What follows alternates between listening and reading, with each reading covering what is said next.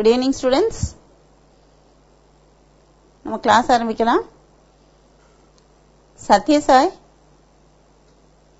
Sathya Sai school. உங்க தலை மட்டும்தான் தெரியுதுமா எனக்கு. உங்களை ஏற்கனவே நான் சொல்லியிருக்கேன், கொஞ்சம் பின்னாடி தள்ளி உட்காருங்க, கேமராவை கொஞ்சம் ஃபோக்கஸ் பண்ற மாதிரி உட்காருங்கன்னு சொல்லியிருக்கேன் இல்லையா? எனக்கு கேர்ள்ஸும் தெரியல, பாய்ஸும் தெரியல. கொஞ்சம் அட்ஜஸ்ட் பண்ணி உட்காருங்க. Then will start with the class. முகமே தெரியாம நான் எப்படி கிளாஸ் எடுக்கிறது?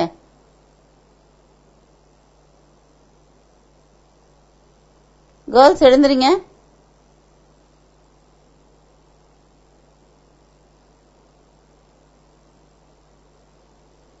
கேர்ள்ஸ் எழுந்து நல்ல 4 ஸ்டெப்பு பின்னாடி போங்க. 4 ஸ்டெப்பு பின்னாடி போங்க.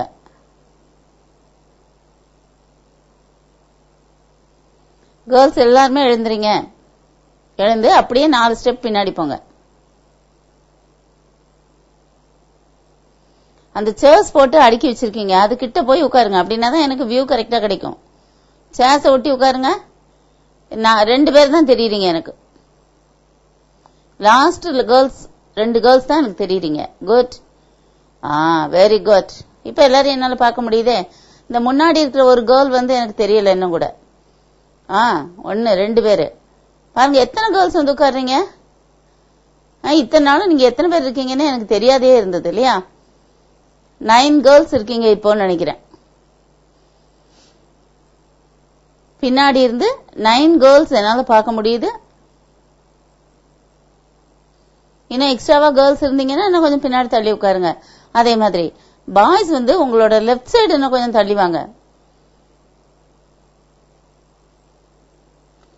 பாய்ஸ் உங்க லெப்ட் சைடு இன்னும் ஒரு அடி தள்ளி உட்காருங்க எல்லாரும். இன்னும் கொஞ்சம். அதுவும் பாருங்க, அந்த லாஸ்ட்ல ஒரு பையன் தான் மூவ் ஆகுறான், மத்த எல்லாரும் அப்படியே இருக்கிறீங்க. பாய்ஸ் உங்களோட லெப்ட் சைடு இன்னும் கொஞ்சம் மூவ் பண்ணுங்க.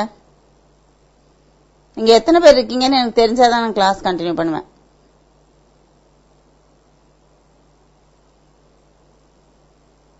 நீங்களாம் நல்ல பெரிய பிள்ளைங்க, உங்களுக்கு வந்து டெக்னாலஜி நல்லா தெரியும். அப்ப கேமராவோட வியூக்குள்ள நீங்க வரணும் இல்லையா? அந்த கார்னர்ல இருக்க பையன் கொஞ்சம் முன்னாடி வந்து உட்காருங்க. பின்னாடி வந்து எனக்கு 4 பாய்ஸ் தான் எனக்கு தெரியுறீங்க. 2 ரோ தான் நல்லா தெரியுது. இன்னும் கொஞ்சம் கூட உங்களோட லெப்ட்ல வாங்க. ஃப்ரண்ட்ல இருக்கிற அந்த 3 ரோல உள்ள பாய்ஸ் வந்து இன்னும் கொஞ்சம் லெப்ட்ல வாங்க. ஒரு பையனை தான் பார்க்க முடியுது, இன்னொரு பையனை என்னால பார்க்க முடியல. புரியுதா?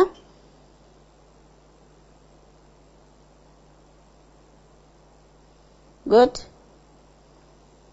Very good. ஓகே, இப்போ ஓரளவுக்கு பாக்குறேன். இன்னும் கூட 2 பாய்ஸ் என்னால் பார்க்க முடியலன்னு நான் நினைக்கிறேன். பரவாயில்ல, சரி. லீவ்லாம் நல்லா என்ஜாய் பண்ணிருப்பீங்க இல்லையா? ஹாலிடே வந்து நல்ல ஒரு 10 days சந்தோஷமா என்ஜாய் பண்ணிட்டு வந்தாச்சு.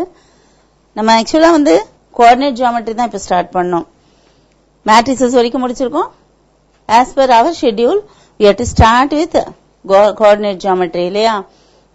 கோஆர்டினேட் ஜியோமெட்ரி இன்னொரு விதமா சொல்றேன்னா அனாலிட்டிக்கல் ஜியோமெட்ரின்னு சொல்லுவோம், இல்லைன்னா கார்டீசியன் ஜியோமெட்ரி அப்படின்னு சொல்லுவோம் இல்லையா? ஏன் கார்டீசியன் ஜியோமெட்ரின்னு சொல்றோம்? ரேனே டேகார்டஸ் அப்படின்னு சொல்லி ஒருத்தர், ஒரு மேத்தமேட்டிஷியன் கண்டுபிடிச்ச ஒரு மெத்தட் இது. This is an algebraic method இல்லையா? Algebraic method of solving graphic, அதாவது ப்ராப்ளம்ஸ் இன் கிராஃப். சரிதானா? கிராஃப்ல நம்ம படிக்கிற சில கான்செப்ட்ஸை அதை வந்து நம்ம அல்ஜீப்ரைக் மெத்தட் மூலமா நம்ம சால்வ் பண்றது அனாலிட்டிக்கல் ஜியோமெட்ரியில நமக்கு முடியும். நம்ம 9th வந்து அனாலிட்டிக்கல் ஜியோமெட்ரி படிச்சிருக்கோம், ஸ்டார்ட் பண்ணியிருக்கோம். அதுல என்ன செய்வோம்? குவாட்ரண்ட்ஸ்னா என்னன்னு சொல்லி நமக்கு தெரியும். அதாவது ஒரு கிராஃப் ஷீட்னு வச்சுக்கோமே, ஒரு கோஆர்டினேட் பிளேன் அப்படின்னு சொல்லி சொன்னா நம்ம எதை எடுத்துக்குவோம்னு சொல்லுங்க? இது மாதிரி நம்ம பிரிச்சுக்குவோம் இல்லையா? ஒரு பிளேனை வந்து 4 பிரிக்க முடியும் நம்மளால.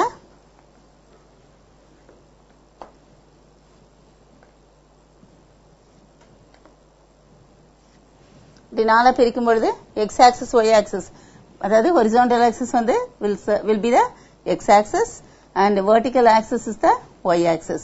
xx dash yy dash அப்படின்னு சொல்லி நம்ம அதை மேம் பண்ணுவோம். Point of intersection is taken as O, the origin இல்லையா. இப்போ எக்ஸ் ஆக்சிஸ் வந்து நம்ம என்ன செய்வோம், ஐ மீன் கிராஜுவேஷன் பண்ணுவோம், அதாவது மார்க்கிங் பண்ணுவோம். அதுக்கு 1 2 ரைட் சைடு பார்த்தா நம்ம என்ன செய்வோம், பாசிட்டிவ் நம்பர்ஸ் எடுத்துக்குவோம். Left side of the x axis contains the negative numbers. Similarly y axis பார்த்தா அப்வர்ட் வந்து பாசிட்டிவ் நம்பர்ஸ்,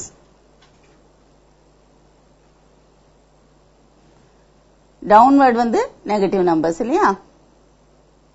அப்படி பார்க்கும்போது these two axes actually divide the plane na enna, it's a plane surface இல்லையா. plane surface into 4 parts. எதுக்கு அந்த arrow mark means the lines can be extended இல்லையா. இது அந்த கடைசி வரைக்கும், இது இந்த கடைசி வரைக்கும் நீ எவ்வளவு பெரிய போர்டு வச்சிருக்கியோ அந்த அளவுக்கு நீ எக்ஸ்டெண்ட் பண்ணிக்கலாம். உன் பேப்பர் எவ்வளவு நீளம் இருக்கோ அந்த அளவுக்கு எக்ஸ்டெண்ட் பண்ணிக்கலாம். அதுக்கு தான் இந்த arrow mark போட்டு காட்டுறோம், எக்ஸ்டெண்டபிள் போத் சைட்ஸ் அப்படின்னு சொல்லி. அப்போ அப்படி எக்ஸ்டெண்ட் பண்ணும்போது என்ன ஆகும் யோசிச்சு பாரு. there will be 4 quadrants. ஒரு பெரிய பிளேன் எடுத்துட்டு அதை 4 பிரிக்க முடியும். அப்போ இத ஃபர்ஸ்ட் குவாட்ரண்ட்னு சொல்றோம். ஏற்கனவே நிறைய தடவை சொல்லியிருக்கேன், மேத்தமேட்டிக்ஸ்ல anti clockwise direction is taken as the positive direction. அப்போ நம்ம அப்படியே மூவ் பண்றோம், பாசிட்டிவ் டைரக்ஷன்ல மூவ் பண்ணா அடுத்த quadrant, this is the second quadrant and this is the third quadrant and this is the fourth quadrant. Anti clockwise அப்படின்னா கிளாக்குக்கு opposite டைரக்ஷன்ல இப்படி போறோம். இங்க ஸ்டார்ட் பண்ணி இப்படி போனா அதுக்கு பேரு ஆன்டி கிளாக்வைஸ் டைரக்ஷன். சரிதானே. கிளாக் எப்படி போகும், கிளாக்கோட அந்த நீடல் வந்து முள்ளு வந்து இப்படி போகும் இல்லையா. இங்க ஆரம்பிச்சு இப்படி போகுதுன்னு வச்சுக்கோ, இல்ல இங்க ஆரம்பிச்சு இப்படி போகும். அதுக்கு பேரு இந்த டைரக்ஷன்ல போனா அதுக்கு பேரு கிளாக் வைஸ். இது வந்து anticlockwise, opposite of clockwise. அப்ப அந்த ஆன்டி கிளாக் வைஸ் டைரக்ஷன் அப்படிங்கறது தான் மேத்தமேட்டிக்ஸ்ல எப்பவும் பாசிட்டிவ் டைரக்ஷன். நம்ம எப்பவுமே ஜென்ரலா டிஃபால்ட்டா எடுக்கிறது நம்ம ஆன்டி கிளாக் வைஸ் டைரக்ஷனை தான் எப்பவுமே மென்ஷன் பண்ணுவோம் மேத்தமேட்டிக்ஸ்ல.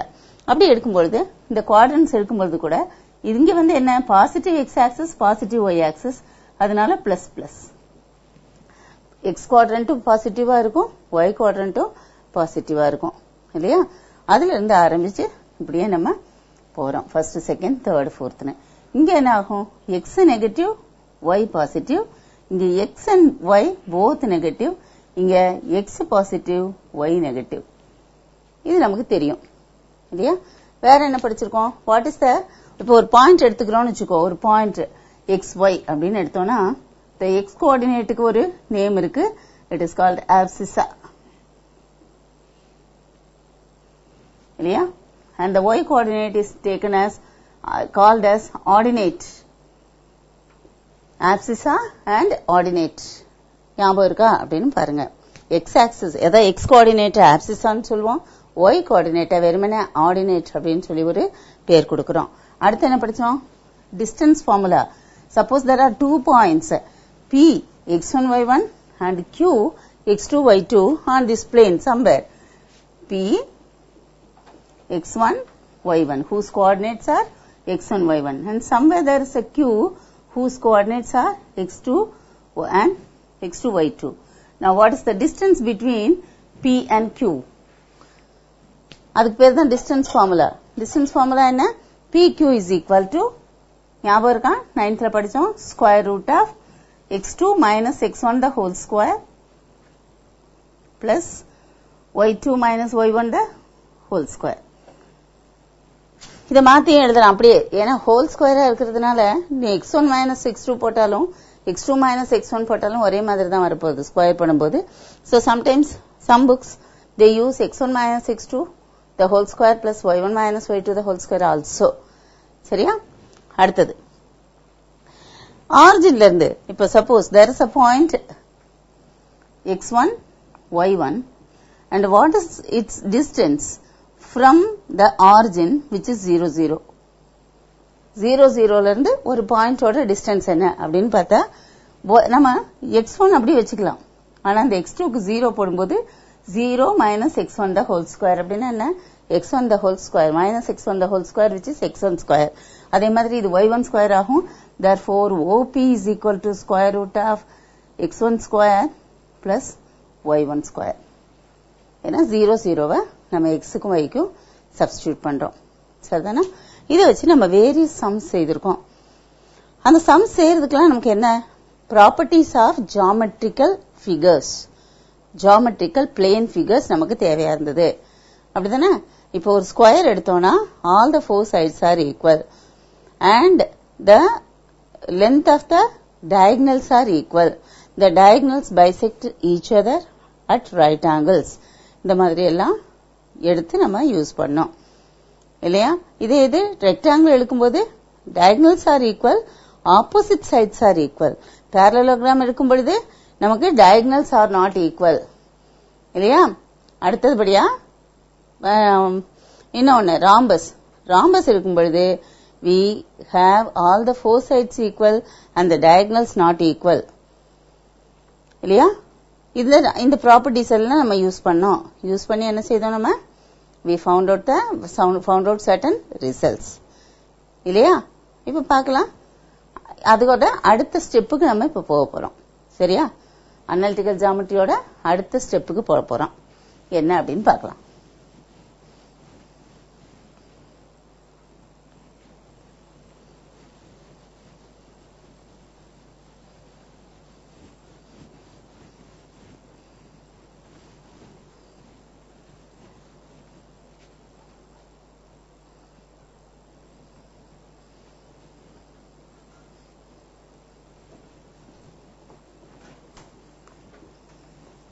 பாருங்க, ஒரே ஒரு சின்ன பிரசன்டேஷன் நம்ம பார்க்கலாம். இப்போ ஃபர்ஸ்ட் நம்ம எடுக்க போறது section formula. What is a section formula?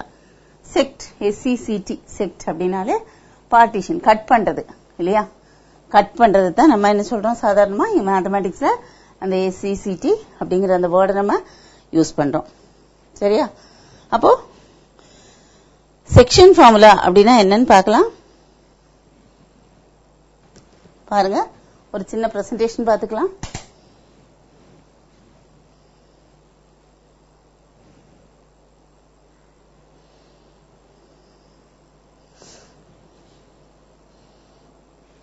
அதாவது we are going to take 2 points PQ on the plane.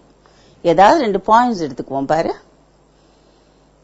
this is the XY plane where we take point x1 y1 and P.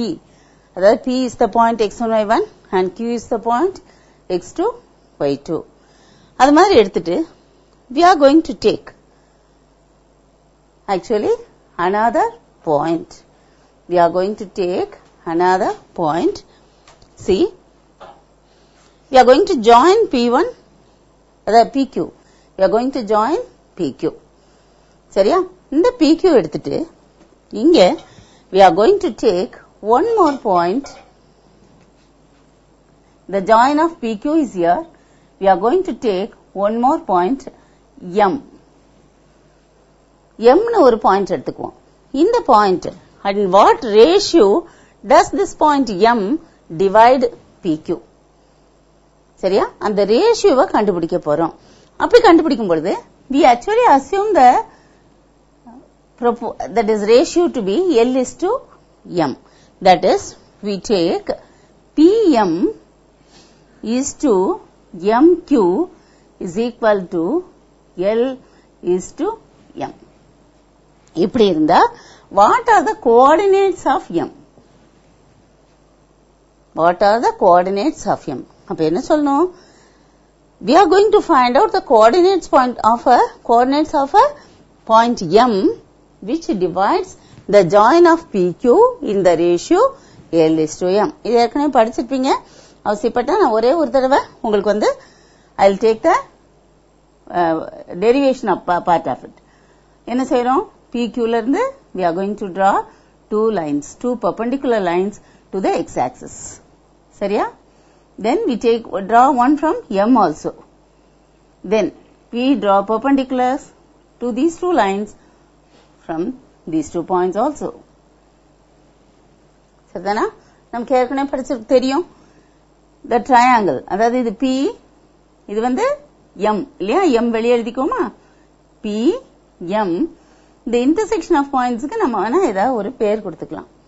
அப்போ this is a right angle triangle, this is also a right angle triangle, and பாருங்க these two are parallel lines இல்லையா, horizontal, therefore these two angles are equal. அப்ப ரெண்டு angle equal னா automatically third angle is equal, therefore the two triangles are similar. ரெண்டு triangles similar இருக்கும்போது எப்படி இருக்கும், the sides, the corresponding sides will be in the same ratio இல்லையா, they are in proportion. அப்ப என்ன சொல்லுவோம் நம்ம, suppose we call this as L, P, L, M, the other triangle as M, Q, N. சரியா, in triangle P, L, M and M, triangle M, N, Q. sides எப்படி எடுக்கணும் முதல்ல, parallel, அதாவது horizontal side எடுத்தா இங்கே horizontal side. Therefore we take PL by MN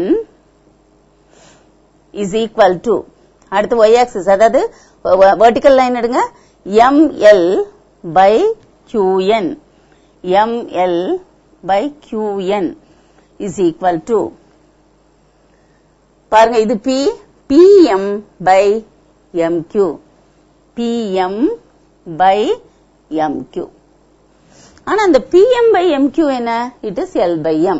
So we take it, we equate it to L by M. சரியா, இப்போ actually the P by M is PM by MQ is equal to L by M. அப்ப இந்த ரெண்டு ratio நம்ம கண்டுபிடிச்சோம்னா we can equate it to L by M and find out the coordinates. அதுக்கு என்ன use பண்ண போறோம் பாரு, இப்போ this distance is x1 இல்லையா, and this point is actually, this is the point that we have to find out. இங்க வந்து this is x2, அதே மாதிரி இங்க this length is, இங்க இது ஃபுல்லா வந்து நமக்கு y2 இல்லையா, and this is this part, up to this it is y1, up to this it is y1 and up to this it is y2. இங்க கூட அப்படிதான், எங்க இருந்து எங்க வரைக்கும் x1 பாருங்க, இதே மாதிரி நான் arrow mark போட்டுட்டேன் உங்களுக்கு, இங்க இருந்து இங்க வரைக்கும் x1, then இங்க இருந்து இங்க வரைக்கும் x2. சரியா, நமக்கு தேவை என்ன, L, அத சாரி PL வேணும். PL வேணும்னா என்ன செய்யணும், from x2 you have to remove x1 இல்லையா, இந்த distance மட்டும் தான் நமக்கு வேணும். we will call this M as xy. நம்ம xy தான் நம்ம கண்டுபிடிக்கணும், கோஆர்டினேட் கண்டுபிடிக்கணும்னா என்ன, xy கண்டுபிடிக்கணும். அப்ப இது வந்து நமக்கு x, அதே மாதிரி இங்க M க்கு நேரா இது வரைக்கும் உள்ளது y, இந்த distance வந்து y, நமக்கு இந்த distance, இந்த middle உள்ள distance வந்து x, இங்க நமக்கு இந்த distance வேணா x minus x1, therefore we will write x minus x1 by, அடுத்தது என்ன, mn, mn, அப்ப இது வந்து நமக்கு x, இங்க x2 minus x இல்லையா, x2 minus x is equal to L by M. Similarly we can write for y also. y எழுதுங்க, ML, ML எங்க இருக்கு, ML இல்லையா, this small distance. So M க்கு நேரா நமக்கு M வந்து x, y actually the height is y, அப்ப y minus x1, sorry y1, y minus y1 by, அடுத்து qn எழுத போறோம், qn is y2 minus y, that is also equal to L by M. இதுல இருந்து நம்ம கண்டுபிடிக்க வேண்டியது x and y. cross multiply பண்ணிட்டு group all the terms belonging to x, group பண்ணினா உனக்கு கடைசியா என்ன கிடைக்கும், we will have x is equal to, denominatorல we will have L plus M, then we will have lx2 plus mx1 by l plus m. எதுக்கு உனக்கு இப்படி எழுதுனேன் பாரு. l வந்து இங்க இருக்கு, உனக்கு இந்த ரேஷியோ, அந்த l பக்கம் வந்து உனக்கு x1 y1 இருக்கு, இங்க m இருக்கு, m க்கு எக்ஸ்டீரியர், m பக்கத்துல இருக்கிறது x2 y2, இப்படி மாறி வரும். l க்கு வந்து x2 போகும், m க்கு x1 வரும், மாத்தி எடுக்கணும், ஞாபகம் வச்சுக்கோ. அதே மாதிரி உனக்கு y என்ன கிடைக்கும், y is equal to l y2 plus m y1 by l plus m அப்படின்னு வரும். இது இன்டர்னல் டிவிஷன். இன்டர்னல் டிவிஷன்னா என்ன, the point m lies between l p and q. சரியா, அப்படி இருந்ததுன்னா அதுக்கு பேரு இன்டர்னல் டிவிஷன். அப்ப எக்ஸ்டர்னல் டிவிஷன் ஒன்னு உண்டா அப்படின்னு நீ நினைக்கலாம். எக்ஸ்டர்னல் டிவிஷன் ஒன்னு உண்டு. அது எப்படி இருக்கும்னா, டயக்ராம் எப்படி வரும் அப்படின்னா,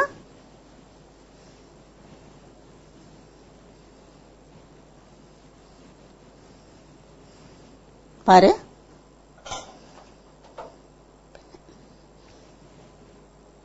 பாரு இப்படி வரும். அதாவது p இங்க இருக்கு, x1 y1 எடுத்தோம்னா, q இங்க எடுத்தோம், x2 y2 அப்படின்னு சொன்னா,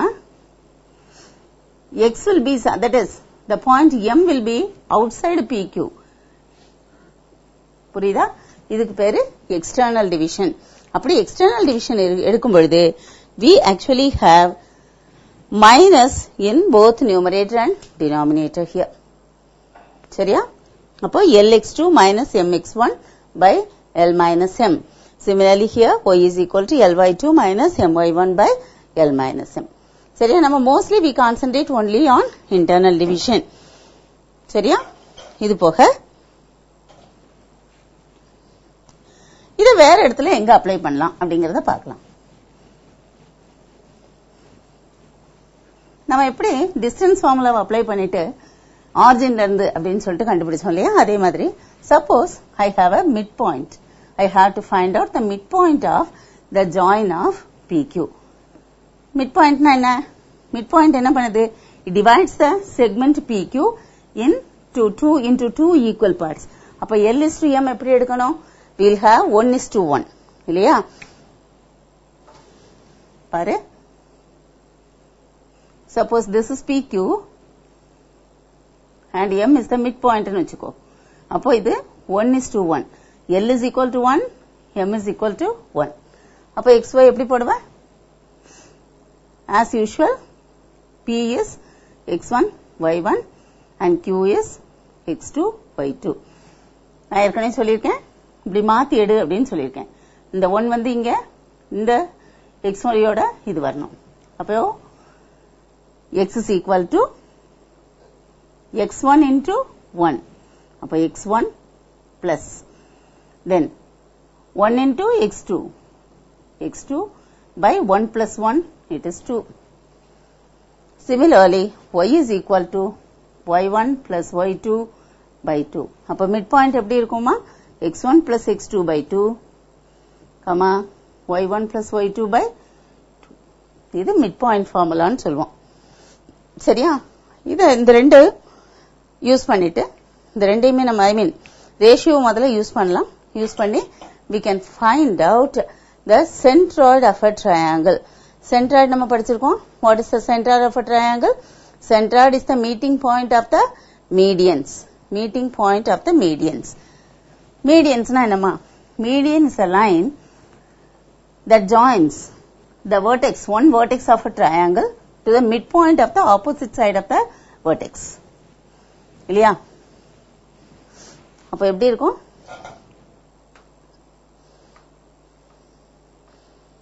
பாரு, this is a triangle. We take the vertices to be ABC whose coordinates are x1 y1 x2 y2 and x3 y3.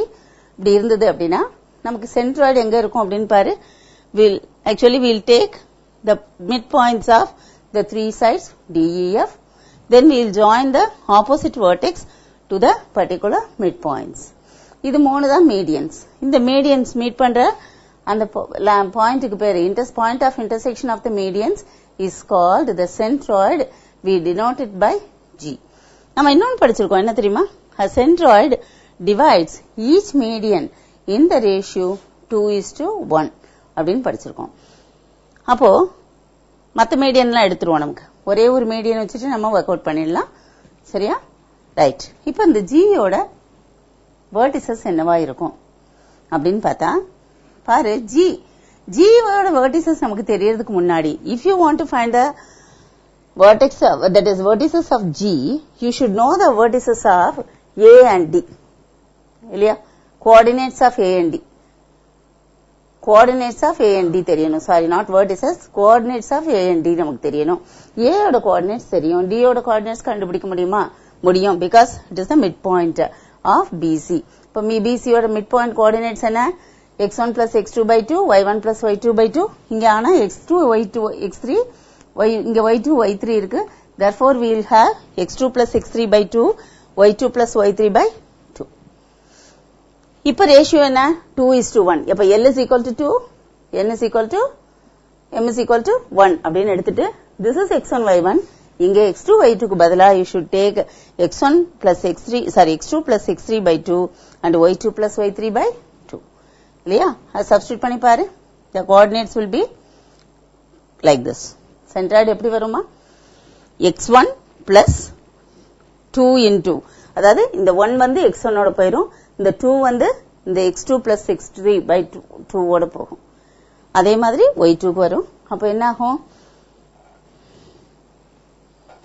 பாரு, இந்த 2 கேன்சல் ஆகும். இது ஃபுல்லா ஆக்சுவலா வந்து ஒரே எக்ஸ்பிரஷன் அப்படிங்கிறதுனால இங்க உள்ள 2 கேன்சல் ஆயிடும். அப்ப we'll be having x1 plus x2 plus x3 by 2, y1 plus y2 plus y3 by, sorry, 3. இல்லையா? இங்க வந்து L plus M வந்து 1 plus 2 ஆயிடும். therefore it will become 3. அப்போ the centroid வந்து என்ன? x1 plus x2 plus x3 by 3, y1 plus y2 plus y3 by 3. இல்லையா? இதுதான் நமக்கு, இந்த 3 தான் நம்ம ஃபர்ஸ்ட் சாப்டர்ல ஃபுல்லா யூஸ் பண்ண போறோம். இப்ப என்னெல்லாம் படிச்சோம் நம்ம? only section formula for internal and external actually sections. அப்புறமா மிட் பாயிண்ட் ஃபார்முலா படிச்சோம், தென் சென்ட்ராய்டுக்குள்ள ஃபார்முலா படிச்சோம். இல்லையா? எனக்கு புரியுது, நீங்க இதுக்கெல்லாம் எக்ஸாம்லாம் எழுதிட்டீங்க, என்ன ரொம்ப தரவா இருக்கீங்க போல இருக்கு. உங்களுக்கு வந்து என்ன கவனிக்கணும் அப்படின்னே தோணல. ஒண்ணு செய்யுங்க, நீங்க உங்களுக்கு என்ன சாப்டர் எடுக்கணும்னு சொல்லுங்க, நான் எடுக்கிறேன். சரியா? now I close it. என் பென் எல்லாம் க்ளோஸ் பண்ணி வச்சுட்டேன். நீங்க எந்த சாப்டர் எடுக்கணும்னு சொல்லுங்க, நான் அந்த சாப்டர் எடுக்கிறேன்.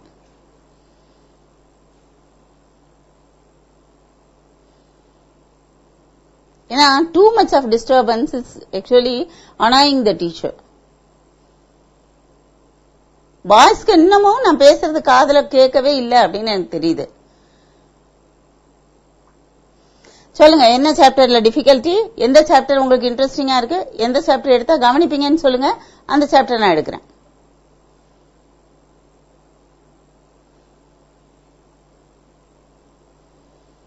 சொல்லுங்க.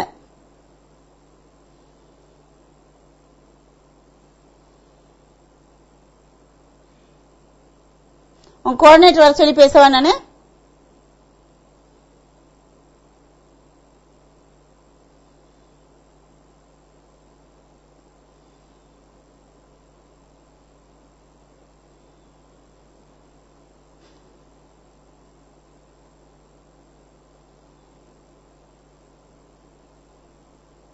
நான் பேசாம ஃபார்முலா சொல்லிட்டு நான் எக்ஸசைஸ் பண்ணிட்டு போயிட்டே இருக்கலாம். உங்களுக்கு டெரிவேஷன் கேட்க போறது இல்ல. But I think that you should know the concept. பிள்ளைங்களுக்கு கான்செப்ட் தெரிஞ்சா ஒருவேளை ஃபார்முலா மறந்துட்டா கூட அப்ளை பண்ணி கான்செப்ட் அப்ளை பண்ணி ஃபார்முலா எழுதிக்குவாங்க. அப்படின்றதுனால ஃபார்முலா எப்படி வந்தது, அதை எப்படி ஷார்ட்டா ஞாபகம் வைக்கிறது எல்லாம் நான் சொல்லிட்டு இருக்கிறேன். நீங்க என்ன பண்ணிட்டு இருக்கீங்க? என்ன இந்த மேம் என்ன ஸ்கிரீனை பிளந்துட்டு வெளியே வர போறாங்க இல்ல? நான் என்ன வேணாலும் பண்ணலாம்னு நினைச்சிட்டு இருக்கிறீங்க, அப்படிதானே?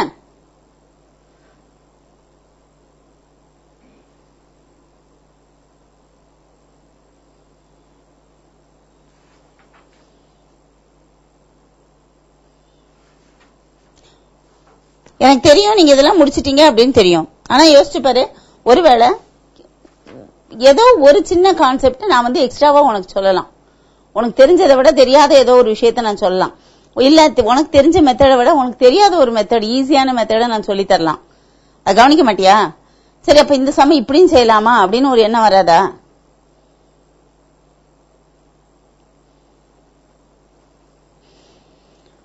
Let us pass on to the exercise. Page number 146. Exercise 5.1. The first question. Find the midpoint of the line segment joining the points 1 minus 1 and minus 5, 3. அது உங்களுக்கு நல்லா தெரியும், ஃபார்முலா தெரியும். x1 plus x2 by 2, y1 plus y2 by 2 போட்டு you will be doing it, இல்லையா?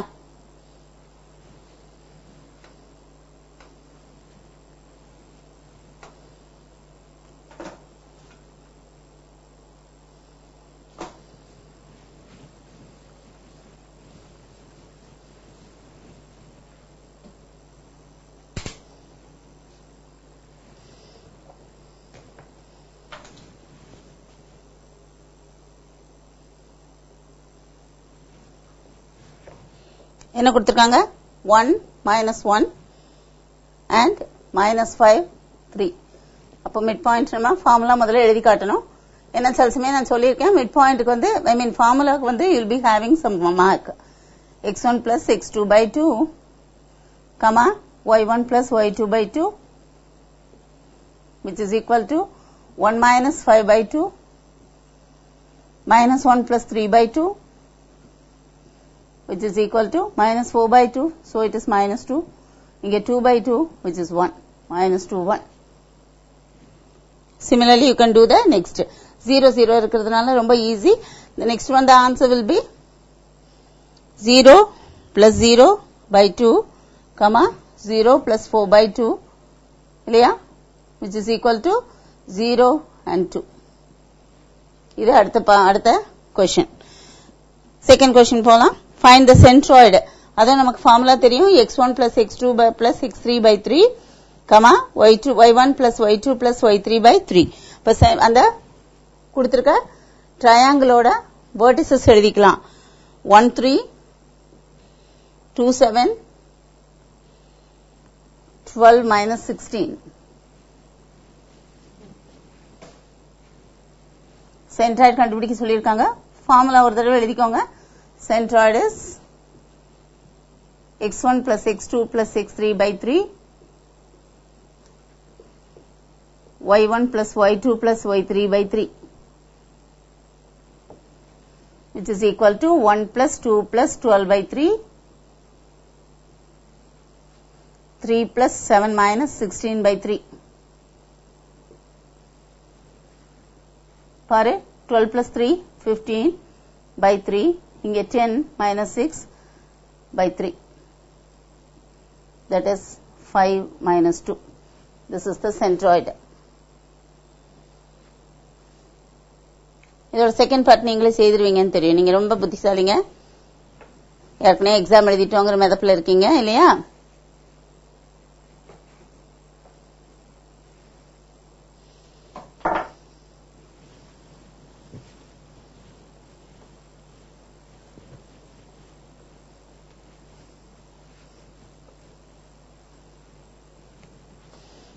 Third question.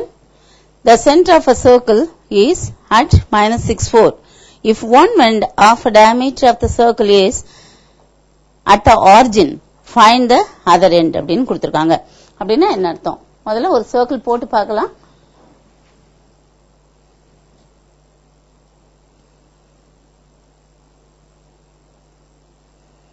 என்ன சொல்றாங்க? சர்க்கிளோட centre கொடுத்திருக்காங்க minus 6 4 இல்லையா? and one end of the diameter கொடுத்திருக்காங்க. one end of the diameter of the circle is at the origin. minus 6 இங்க இருக்கு அப்படின்னா 0 0 இங்க இருக்கும்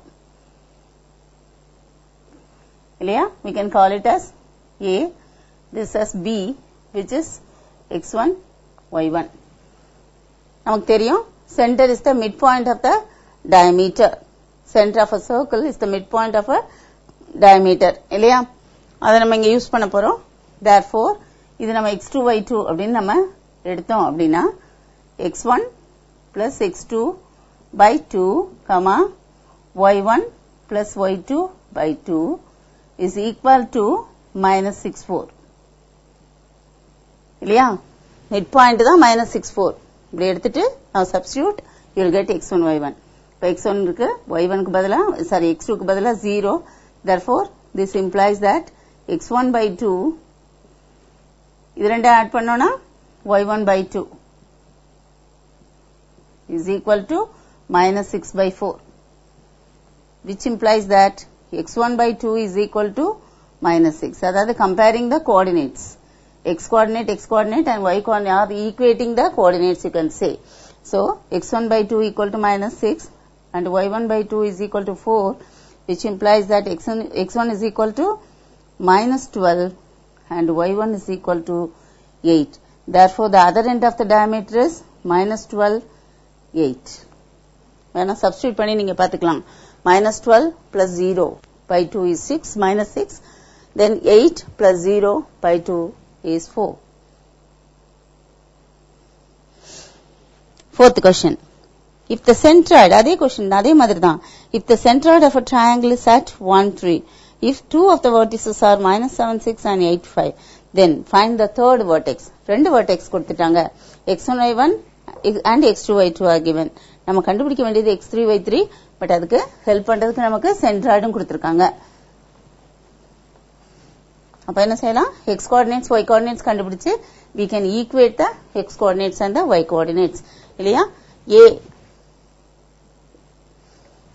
நமக்கு என்னென்ன பாயிண்ட்ஸ் கொடுத்திருக்காங்க two vertices are minus 7 6 and 8 5 and x3 y3 அதான் நமக்கு தெரியாது let the vertices be அப்படினு நம்ம எழுதிக்கலாம் therefore centroid எப்படி எழுதுவீங்க minus 7 plus 8 plus x3 therefore 1 plus x3 by 3 then y பாருங்க இங்க 11 plus y3 11 plus y3 by 3 is equal to centroid is 1 3 நமக்கு கொடுத்துட்டாங்க you can equate it 1 3 equating the x coordinates and the y coordinates we have 1 plus x3 by 3 is equal to 1 and 11 plus y3 by 3 is equal to 3 cross multiply பண்ணுங்க then we get 1 plus x3 is equal to 3 and 11 plus y3 is equal to 9 which implies that x3 is equal to 2 and y3 is equal to minus 2 11 வந்து அங்க போகும்போது minus 11 ஆ போகும் 9 minus 11 is minus 2 therefore the third vertex is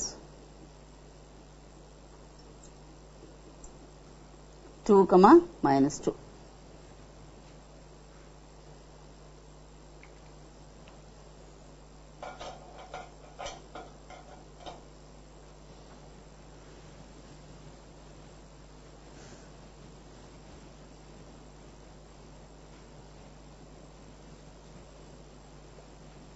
fifth question பார்க்கலாம் using the section formula show that the points a b c and d are the vertices of a parallelogram taken in order அப்படினு கொடுத்திருக்காங்க இப்ப parallelogram அப்படினு சொன்னா அது எப்படி இருக்கும் parallelogramோட property நமக்கு தெரியணும்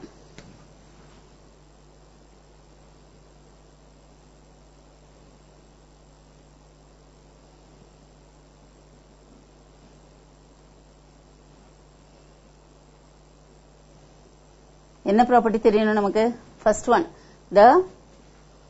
இங்க யூஸ் பண்ண செக்ஷன் ஃபார்முலா நம்ம யூஸ் பண்ணோம் அப்படின்னு சொன்னா ஆக்சுவலா we are going to use only the midpoint formula the diagonals of a parallelogram bisect each other அப்படின்னா என்ன அர்த்தம் அந்த சென்டர் அதாவது intersecting point the point of intersection of the two diagonals will become the midpoint of AC and also BD இல்லையா அப்ப AC BD ரெண்டுக்கும் நீ mid point கண்டுபிடிச்சா போதும் ரெண்டு ஒரே மிட் பாயிண்டா இருந்ததுன்னா then you can say that it is a parallelogram அப்ப இந்த கான்செப்ட் தெரிஞ்சாதான் you can use it and do the sum நம்ம vertices எழுதிக்கலாம் a வந்து 1 0 B is 5 3 and this is 2 7 and D is minus 2 4. அப்ப நமக்கு என்ன தெரியணும்? மிட் பாயிண்ட், அதாவது O வந்து நமக்கு தெரியணும் இல்லையா? O ஓட கோஆர்டினேட்ஸ் தெரியணும். What is the midpoint of AC? Is equal to 1 plus 2 by 2, that is 3 by 2, 0 plus 7 by 2, that is 7 by 2. இல்லையா? அப்படியே வச்சுக்கலாம், ஒன்றும் தப்பு இல்லை. And what is the midpoint of BD? நீ ஒரு தடவை வேணா என்ன செய்துக்கலாம், இந்த மாதிரி சம்ல வந்து மிட் பாயிண்ட் ஃபார்முலா எழுதிக்கலாம். x1 plus x2 by 2 y1 plus y2 by 2ங்கிற இந்த ஃபார்முலாவை ஒரே ஒரு தடவை உனக்கு எழுதிக்கலாம். ஏன்னா சில கொஸ்டின்ல உனக்கு வந்து சில சமயத்துல இது ஒருவேளை 2 மார்க்ஸ்ல கொடுத்தா எப்படி கொடுப்பாங்க, உனக்கு டைரக்டா இதை ப்ரூவ் பண்றதுக்கு 1 மார்க், நீ சொல்றதுக்கு கன்க்ளூஷன் எழுதுறதுக்கு 1 மார்க் இல்ல half a மார்க் அப்படி கொடுத்து அட்ஜஸ்ட் பண்ணிடுவாங்க. பட் இதே இது 3 மார்க்ஸ் கொடுக்குறாங்கன்னு வச்சுக்கோ இந்த பர்டிகுலர் கொஸ்டினுக்கு, தென் இதுக்கு இந்த ஃபார்முலாக்கு கண்டிப்பா ஒரு மார்க் இருக்கும். அந்த மார்க்கை நீ மிஸ் பண்ணிடக்கூடாது. So you have to right the formula at least 1 time. சரியா? அப்புறம் நம்ம மிட் பாயிண்ட் கண்டுபிடிச்சிடலாம் டைரக்டா. சரி, இப்போ பிடியோட மிட் பாயிண்ட் போட்டோம்னா 5 minus 2, therefore it is 3 by 2. Then 3 plus 4. இங்க பாரு, இங்க 5 plus minus 2, அதனால தான் 5 minus 2 எடுக்கிறோம். இங்க வந்து 3 plus 4, it is 7 by 2. இல்லையா? அப்போ therefore midpoint of, இப்படி இது கூட நம்ம சொல்ல வேண்டாம், ரெண்டு மிட் பாயிண்ட் ஒரே மாதிரி இருக்கு அப்படின்னு சொன்னா என்ன அர்த்தம்? therefore diagonals AC and BD bisect each other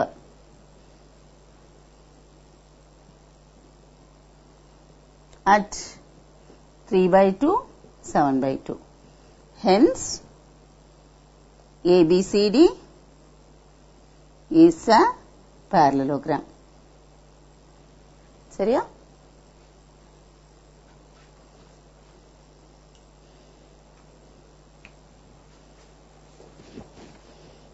அடுத்த கொஸ்டின் பாப்போமா?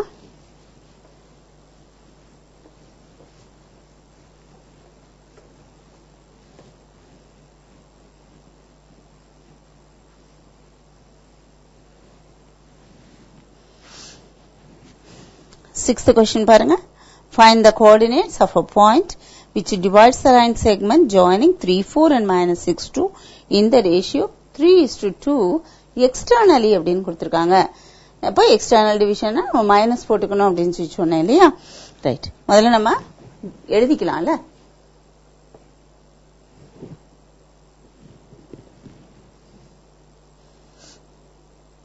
ஒன்னோட கன்வீனியன்ஸ்க்காக நான் சொல்றேன் இத.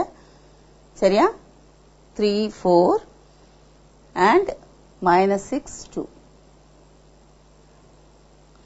And what is the point? 3, 2, இங்க x, y அப்படின்னு வச்சுக்கோ. சரியா? நான் எதுக்காக இது சொல்றேன் அப்படின்னு சொன்னா, நம்ம எக்ஸ்டர்னல்னு கொடுத்திருக்காங்க, எக்ஸ்டர்னல் டிவிஷன் கொடுத்திருக்காங்க. ஆனா அந்த எக்ஸ்டர்னலா நீ போடும் பொழுது you may go wrong with the ratios. அந்த ரேஷியோ எந்த ரேஷியோ எதுல நம்ம 3 எங்க எடுக்கிறது 2 எங்க எடுக்கிறதுன்னு ஒருவேளை கன்ஃபியூஷன் வரலாம். அதனால நீ இன்டர்னலாவே எடுத்துக்கோ. புரியுதா? the division is external அப்படின்னு நீங்க எழுதினா போதும். the division is external. Therefore the coordinates of P are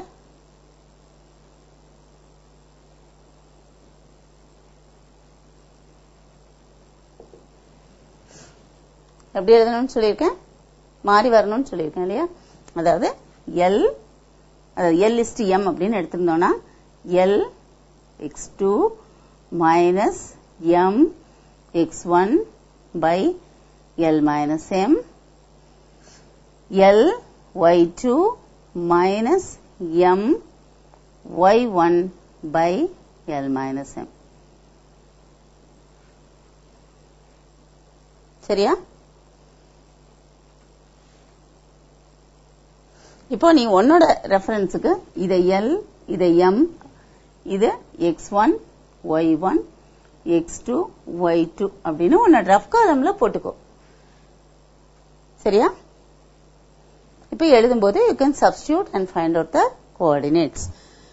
This is equal to சொன்னேன் ஏற்கனவே, இதுவும் சேர்ந்து வரணும்னு சொல்லியிருக்கேன். x எழுதும்போது 3 into -6 அப்போ -18 minus 2 into 3 2 3s are 6 by L minus M 1 3 minus 2. அதே மாதிரி y எழுதும்போது இப்படி எடு, 3 2s are 6 minus 8 by 1 which is minus 24 minus 2. சரிதானா? மைனஸ் ஏதாவது விட்டுருக்கமா? இல்ல.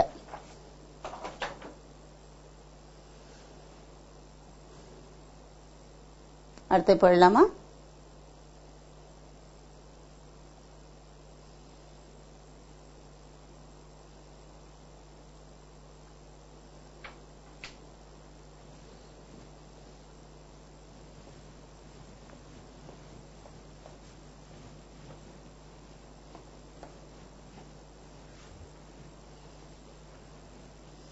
அடுத்து உனக்கு இன்டர்னல் டிவிஷன் கொடுத்திருக்காங்க. Find the coordinates of the point which divides the line segment joining this in the ratio 1:6 internally அப்படின்னு கொடுத்திருக்காங்க. இப்போ திருப்பி நீ வந்து உனக்கு ஈஸியா இருக்கிறதுக்காக டயக்ராம் போட்டுக்கலாம்.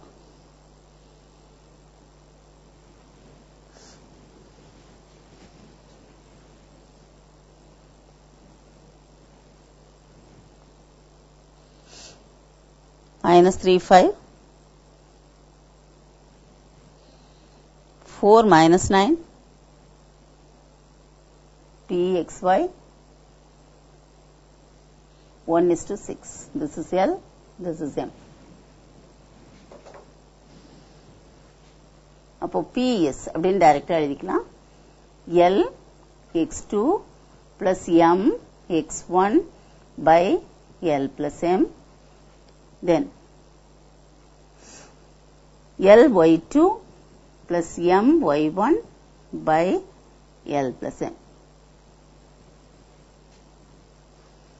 போடு மைனஸ், அதாவது இங்கே ரைட் சைட்ல இருந்து எடு, 4 into 1 அப்போ 4 plus minus 3 into 6 minus 18 by 1 plus 6 7. Next minus 9 into 1 minus 9 5 into 6 30 by 7 which is minus 14 by 7 and 21 by 7 which is equal to minus 2 3.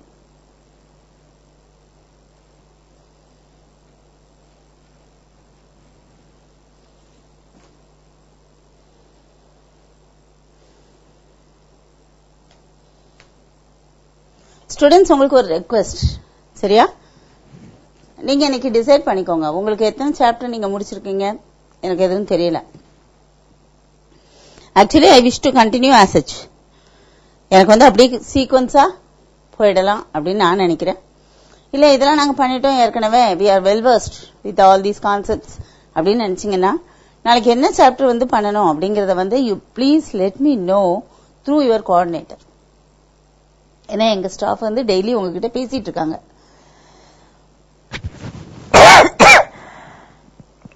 புரியுதா? எங்க ஸ்டாஃப் டெய்லி உங்ககிட்ட பேசிட்டு இருக்காங்க, உங்க ஸ்டாஃபோட. சுவாசம் டு கோஆர்டினேட். மார்னிங் ஒரு 12 o'clock உள்ள கிடைச்சது எனக்கு மெசேஜ் அப்படின்னா I can continue with that chapter. Thank you students and see you tomorrow.